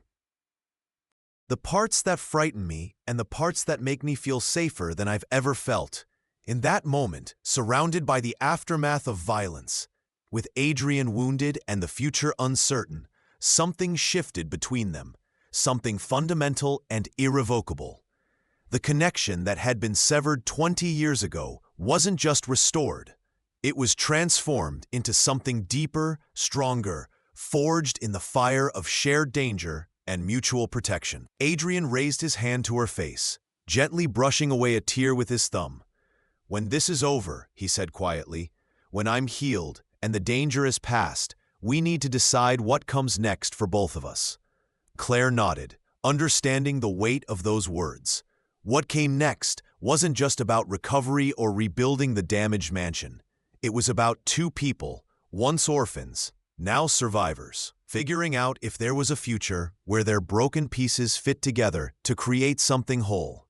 The days following Harrison's attack were a blur of recovery and reconstruction. Adrian's injury, while serious, wasn't life-threatening with proper medical care. Dr. Petrov, clearly accustomed to treating wounds that couldn't be explained to hospital staff, had stitched him up at the private clinic, administered antibiotics, and ordered rest that Adrian predictably ignored. The mansion had suffered significant damage, particularly to the West Wing, where Harrison's explosives had collapsed part of the structure. Crews worked around the clock to rebuild, while security was enhanced to address the vulnerabilities Harrison had exploited. Through it all, Claire remained by Adrian's side, not as a captive or guest, but as something neither of them had fully defined yet. She helped change his bandages, insisted he take medication for pain, despite his stubborn resistance, and gradually took on an unexpected role in the household. Margaret, surprisingly, deferred to her on matters regarding Adrian's care and comfort. Even Peter, typically stern and formal, began to consult her on decisions affecting the household during Adrian's recovery. 2 weeks after the attack, Claire found Adrian in his temporary office set up in the East Wing while the West was being rebuilt. Despite doctor's orders, he was working, reviewing documents, taking calls, maintaining his control over his empire. Even while physically compromised. "You should be resting," she said from the doorway, unsurprised when he didn't look up from his papers. "I am resting," he replied without missing a beat, sitting down, not lifting anything heavy. Taking the medicine, Claire wheeled into the room, positioning herself across from his desk. "That's not what rest means, and you know it." Adrian finally looked up, a small smile touching his lips. In the past weeks, those smiles had become more frequent. Brief glimpses of the man beneath the hardened exterior. The business doesn't stop because I took a knife to the ribs, he said. Especially now, Harrison's death has created opportunities and vulnerabilities. Claire studied his face, noting the fatigue beneath his controlled expression. Power vacuums, she said, understanding more about his world than she had when she first arrived. Everyone's scrambling to take Harrison's territory, testing whether you're strong enough to defend your own. Adrian's eyebrows rose slightly, impressed by her assessment. Exactly, which is why I can't show weakness now. Can't disappear to recover while my enemies circle. But you don't have to do it alone, Claire said quietly. Peter is capable. Your captains are loyal. They could handle more of the day-to-day, while you focus on the bigger strategic decisions. Adrian sat down his pen, really looking at her now. When did you become so knowledgeable about Mafia power structures? He asked, his tone caught between amusement and concern. I listen, Claire replied simply. I observe, and contrary to what you might think, I'm not naive about what you do. I've accepted that this is your world, Adrian. I'm just suggesting you find a better balance within it. Something shifted in Adrian's expression, a recognition that surprised him. You're right, he admitted after a moment. I've always handled everything personally. Trust has never come easily. Because of Harrison, Claire said, understanding dawning. His betrayal made it hard for you to delegate, to rely on others. Adrian nodded slowly. You see too much, he said. But there was no accusation in his voice, only a kind of wonder, as if he was still adjusting to being truly seen by another person. Speaking of seeing things, Claire continued, gathering her courage for the conversation they had been postponing. You said we needed to talk about what comes next. For us, I think it's time for that discussion. Adrian's posture shifted subtly, tension entering his body despite his effort to appear relaxed. Yes, he agreed quietly. I suppose it is. A heavy silence settled between them, both aware that this conversation would define their future, together or apart. I can't go back, Claire said finally, to my old life. I mean, not just because of what happened at the wedding, but because of everything since. I've changed, Adrian. Being here, seeing your world, understanding who you really are. It's changed me. Adrian's expression remained carefully neutral, though she could see the effort it cost him. Changed how I'm stronger, she replied without hesitation. More confident. Before, I was trying so hard to prove I was capable, despite this wheelchair, to convince the world I wasn't defined by disability. She gestured to her legs. But here with you, it's never been an issue. You see me completely, both my strength and my limitations without judgment. It's freeing. Something like relief flickered across Adrian's features. I'm glad for that at least. But Claire, my world is dangerous. Harrison is gone, but there will be others. Men like me don't get happy endings. I'm not asking for a fairy tale, Claire said firmly. I'm asking for honesty, for the chance to choose my own path with full knowledge of the risks. Adrian stood, moving around the desk to stand before her wheelchair. He lowered himself carefully to one knee, bringing them eye to eye, a gesture of equality that moved her deeply. What do you want, Claire? He asked, his voice stripped of its usual command, vulnerable in a way few had ever heard. Tell me what you want, and if it's within my power, it's yours. The question was simple, but the answer would change everything. Claire took a deep breath, reaching out to take his hands in hers. I want to stay, she said clearly. Not as someone to be protected or hidden away, but as a partner, someone who stands beside you, who helps carry the weight of what you've built. Adrian's expression shifted from vulnerability to confusion. A partner? In what sense? In every sense, Claire replied steadily. Personal and professional. Adrian stared at her, genuine shock breaking through his usual control. Professional? You can't mean I do, Claire interrupted. I've seen how your world works, Adrian. I understand the power structures, the loyalties, the strategic thinking required. I'm not suggesting I become a street soldier or carry out violence, but there are other aspects of your organization. Legitimate businesses, financial matters, strategic decisions where I could contribute. Adrian's shock gave way to something like wonder. You want to be part of this, part of me? Even knowing what I am, what I've done, I want to be part of reshaping what you are, Claire clarified. Your empire was built on fear and violence because that's what you needed to survive, to protect. But it could be more. With the right influence, the right balance, she squeezed his hands gently. Your strength and my compassion, your strategy and my perspective. Together, we could transform what you've built into something better. Adrian studied her face, searching for hesitation or naivety, and finding neither. You would walk this path willingly, eyes open to the darkness it contains. I would wield this path, Claire corrected with a small smile. And yes, eyes wide open. Not because I want power or wealth, but because I want you, all of you, the boy who protected me, and the man who still does, the criminal and the protector, the darkness and the light. For a moment, Adrian was silent, his expression unreadable.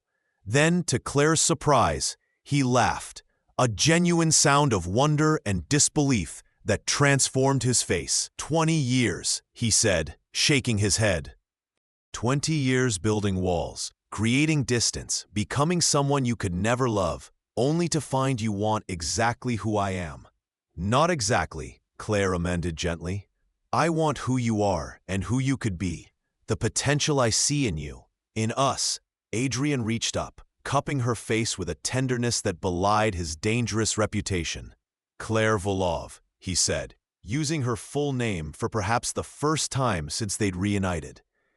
You continue to surprise me, to challenge me, to see me. He took a deep breath as if making a decision. If partnership is what you want, true partnership in all aspects, then I offer it freely. My heart, my home, my empire, all of it shared with you. Equal in value, as you once said. The echo of her own words back to her brought tears to Claire's eyes. Equal in value, if different in circumstance, she finished softly. Adrian leaned forward, hesitating just a breath away from her lips, asking permission without words. Claire closed the distance between them, sealing their agreement with a kiss that spoke of 20 years of separation, weeks of rediscovery, and a future neither had dared to imagine. When they finally parted, Adrian rested his forehead against hers, his usual mask of control completely absent. There's something else, he said quietly. Something I've wanted to tell you since the day at the church, but couldn't find the courage. What? Claire asked, her hands still framing his face. I love you, Adrian said simply. I have since we were children. It's the one constant in a life of change and violence. The love I've carried for the girl in the wheelchair, who saw me as a hero when I was nothing but a skinny orphan with a bad temper. His voice roughened with emotion. Everything I've built, every choice I've made, it all circles back to you. Always has. The words washed over Claire like a wave, filling spaces within her that had been empty for so long she'd forgotten they existed. I love you too, Vidya, she whispered. The boy you were and the man you've become. All of you. In that moment, something shifted within Adrian Rossi, a fundamental realignment that Claire could see in his eyes. The last wall crumbled. The final defense fell away. For perhaps the first time since he was 14 years old, he allowed himself to be completely vulnerable, completely seen. The weeks that followed brought transformation to Adrian, to Claire, to the empire he had built. With Claire's influence, Adrian began restructuring his organization, moving resources from illegal activities toward legitimate businesses. Violence remained a reality of their world, but it became a last resort rather than a first response. Rivals who expected the brutal retaliation typical of Adrian Rossi found themselves instead facing strategic economic pressure or unexpected alliances that left them contained without bloodshed. The mansion was rebuilt, but different, warmer, more welcoming, less fortress, and more home. Margaret observed these changes with quiet approval, occasionally allowing herself a small smile when she saw Adrian and Claire working together in his office or sharing quiet moments in the library. 3 months after Harrison's attack, Adrian surprised Claire with a proposal, though not the traditional kind most women might expect. Standing in his fully restored office, he presented her not with a ring, but with documents. "What are these?" Claire asked, accepting the folder he handed her. "Partnership papers," Adrian replied, a hint of nervousness, unusual for a man of his confidence. "Legal documents, making you co-owner of all my holdings, the legitimate ones at least. Equal authority in all business matters. Equal stake in everything I've built." Claire flicked through the papers, understanding, dawning. "This is more than just symbolic," she said, looking up at him. "This puts real power in my hands." "That's the point," Adrian confirmed. "Equal partners, as we agreed in every sense." He hesitated, then added more softly, "There's something else in there too, if you're interested." Claire turned to the last page, finding not a business document, but a marriage license. Blank, waiting for signatures. Her breath caught as she looked up at Adrian, who now held a small velvet box. "I thought perhaps we could make our partnership official in every way," he said, opening the box to reveal a stunning ring. Not a traditional diamond, but a deep blue sapphire surrounded by smaller stones. "Not because we need a ceremony or paperwork to validate what we have, but because I want the world to know that you're not just protected by Adrian Rossi. You're his equal, his partner, his heart." Tears filled Claire's eyes as she took in the ring and all it represented. Not ownership or possession, but recognition of the unique bond they shared. "Yes," she said simply, "to all of it. Partners in business, in life, in everything." Adrian slipped the ring onto her finger, then knelt before her wheelchair to seal the agreement with a kiss that promised far more than legal documents ever could. Their wedding, held a month later, bore little resemblance to the disastrous ceremony that had brought them back together. Instead of a traditional church setting, they chose the mansion's gardens, transformed into an enchanted space beneath the stars. Instead of conventional wedding attire, Claire wore a dress specially designed for her. Elegant, dramatic, celebrating rather than concealing her wheelchair. The guests weren't society friends or distant relatives, but the inner circle of Adrian's organization. Men and women who had witnessed the transformation of their leader and his empire under Claire's influence. Peter stood as Adrian's best man, his usually stern face softened with genuine happiness for the couple. Margaret walked Claire down the aisle, or rather walked beside her as she wheeled herself toward her future. Their vows, written by themselves rather than borrowed from tradition, spoke of protection and partnership, of strength found in vulnerability, of 20 years of separation leading to a lifetime of unity. As Adrian placed the wedding band beside the sapphire engagement ring, his hands that had dealt death and violence, trembled slightly with the weight of the moment. "I promised to protect you when we were children," he said, his voice carrying clearly to all gathered. "Today I promise something more, to stand beside you rather than in front of you, to share my strength rather than simply use it for you, to be worthy of the love you've given me, despite knowing all that I am." His voice roughened with emotion. "You saved me, Claire, from a life of solitary power, from a heart turned to stone. You brought light back to a world I had resigned to darkness." Elena's own vows acknowledged the unusual path that had brought them together. "I spent my life proving I wasn't defined by this wheelchair," she said, one hand touching the sleek chrome of the chair that had carried her through life. "But you never needed proof. You saw me completely from the beginning. Today I promise to see you with that same clarity.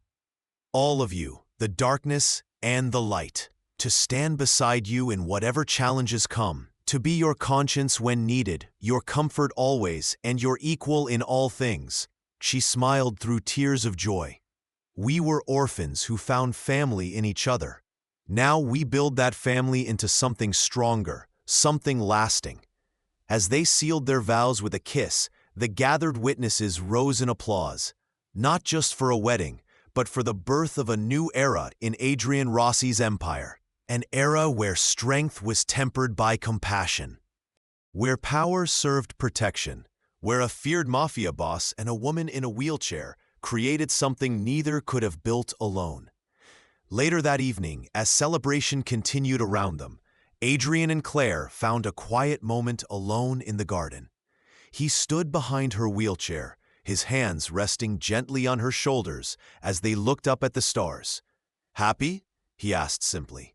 Claire reached up to cover his hand with hers, feeling the wedding band on his finger, tangible proof of their union. "By words," she replied. "And you?" Adrian was silent for a moment, his usual eloquence failing him. "I never thought this possible," he finally said.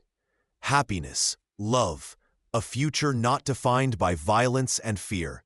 He bent to press a kiss to the top of her head. "You've given me what I never dared to want." "We've given it to each other," Claire corrected gently. "Equal partners, remember?" Adrian chuckled, the sound still new enough to delight her. "Equal partners," he agreed. In this life, and whatever comes after, they rejoined their guests. Claire caught glimpses of their future in the faces around them. Peter showing unexpected respect when she offered an opinion on business matters. Margaret treating her not just with kindness, but with deference due to the co-leader of the household. Adrian's captains looking to her for approval alongside their boss. The transition had already begun. From feared mafia boss to power couple. From an empire built on one man's strength to a dynasty shaped by complementary forces. It wasn't a fairy tale ending. Their world still contained dangers. Their business still walked the line between legitimate and criminal. Their love would face challenges unique to their unusual circumstances. But it was their ending, shaped by their choices rather than the expectations of others. For Claire, who had once been defined by what she couldn't do, and Adrian, who had been shaped by what he had to do, this new beginning represented the ultimate freedom. The freedom to define themselves, together on their own terms. Their story, beginning in an orphanage, interrupted by 20 years of separation, rekindled at a failed wedding, had come full circle. The boy who had protected a little girl in a wheelchair had become a man who recognized her strength. The girl who had once depended on that protection had become a woman who offered partnership instead. Equal in value, if different in circumstance. Partners in all things, a love story unlike any other, but no less powerful for its uniqueness. From a humiliating rejection at the altar to becoming the equal partner of the city's most powerful man, Claire's journey reminds us that endings are often just beginnings in disguise. And Adrian, who spent 20 years building walls to protect the one he loved, discovered that true strength lies in vulnerability, in partnership, in love, openly expressed. Their story continues beyond these pages, their legacy shaped by both his power and her compassion, their love a testament to the truth that we are all equal in value, even when different in circumstance. Thank you for joining us for this tale of unexpected love and transformation. Until next time, remember that the heart recognizes what belongs to it, even across decades of separation.